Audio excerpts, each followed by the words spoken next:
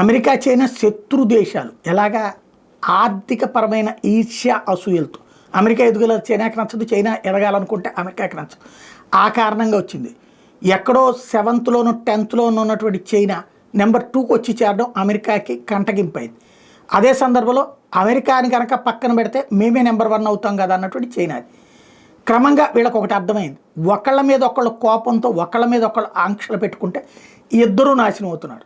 యుద్ధంలో గెలిచినోడు ఇంటి దగ్గరికి వెళ్ళి ఏడుస్తాడు, ఓడినోడు అక్కడే కూర్చుని ఏడుస్తాడు. వ్యాపార యుద్ధమైన, వాణిజ్య యుద్ధమైన, నిజ యుద్ధమైన అట్లాంటిది.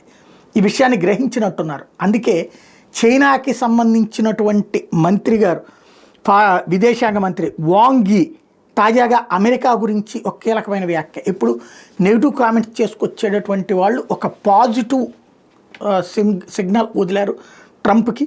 ఏంటయ్యా అంటే, ఇవాళ ఉన్న అంతర్జాతీయ సవాళ్ళని అధిగమించాలంటే చైనా అమెరికా కలిసి పనిచేయాలని ప్రజలు కోరుకుంటున్నారు, అంతర్జాతీయ సమాజం కోరుకుంటోంది. అప్పుడు అంతర్జాతీయ పరిణామాలు ప్రశాంతంగా మారతాయి అన్నటువంటి విషయాన్ని చెప్పుకొచ్చారు.